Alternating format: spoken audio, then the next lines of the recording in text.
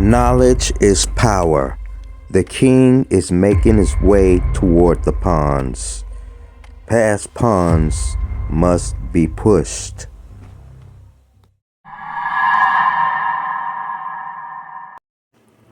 When we say a chess player is strong, what do we mean? We speak in terms of strength. The components of a chess player's strength are a combination of vision and calculation. Chess strength requires a handful of skills: opening knowledge, positional / tactical execution, defense, and in-game technique. If you were playing white in this position, the first thing you want to do, set your target on h8, where the opponent's king is located. Your knight on e5 wants to go to the f7 square.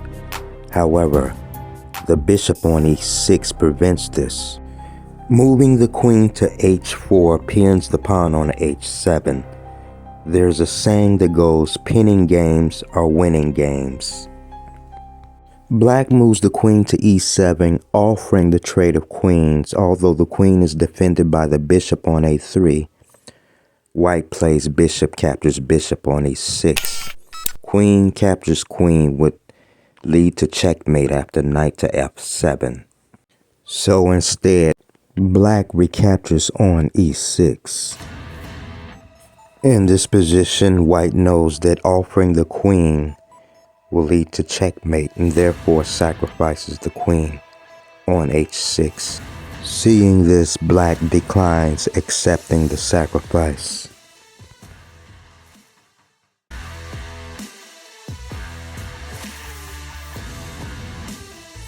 After queen to h5, the queen and the knight both eye the f7 square. Now the threat is knight f7 check, and after black plays a rook over to defend the square, it is time to trade down to a winning endgame.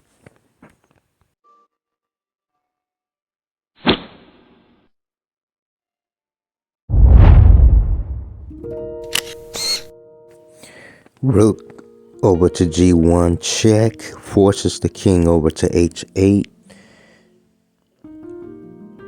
But knight g6 exploits the pin of the h-pawn, and white wins the queen on e7. White takes care of business in the center before tucking the king away. After trading some pawns and gaining a pawn on b5, white then decides to castle. Notice the position of black's queen and king. After a trade of knights, knight to e5 threatens to go to d7, where it will deliver a fork. So king to g8, bishop e3 gaining another tempo. How good is your tactical vision? After queen to d6 threatening to capture the knight on e5. Do you move the knight or just play the bishop to c6? If queen takes knight, then bishop takes bishop on b7. And if bishop captures, then white can continue with queen captures bishop. The king on g8 is still uncastled. These are things that you have to look at and see in a position. Now the knight on e4 moves to safety. Rook over to d1 gains another tempo. Knight to d5 and gaining another pawn. h5 is played so that black will be able to develop the rook on h8. It is a problem when we fall behind in development. Here in this position, black tries executing a tactic that is called interference. Interference is a tactic where one player interferes or breaks the communication of the opponent's pieces. However, white is also a tactician. Queen captures the bishop on c3, and after knight captures, Rook takes queen on d6. Knight to e2 forks the king. King f1. Knight takes c1. Again, passed pawns must be pushed. Pawn to b4.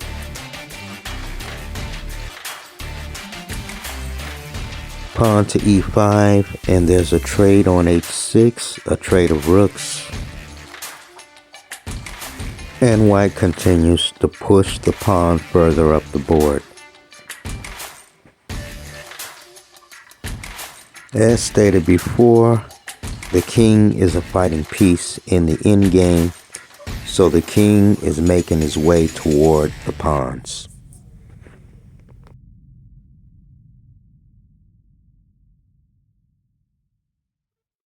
There's no way that black can save the game. After capturing and recapturing, then pawn to b6 forces rook a6, followed by pawn to b7.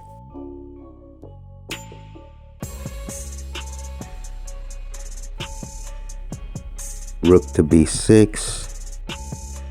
Of course, you want to play the king, walk the king to attack the rook to help promote the pawn, but after black's next move, white can just play knight to c6, and there's no way that black can get out of this. If, for example, rook captures the knight, then white will just promote the pawn to queen. And if, however, black decides to capture the pawn instead, then knight to e1 forks both the king and the rook.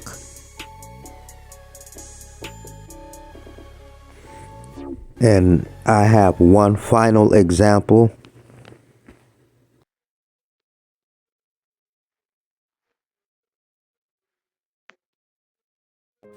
Let's examine this next position. As black, you want to pay attention to where your pieces are placed. Queen to h4 delivers check, forcing the king out. You do not want the king to escape. So queen captures pawn on f2, forces the king back to the h file. And now white is in Zeus swing. There's no way to escape or avoid the checkmate.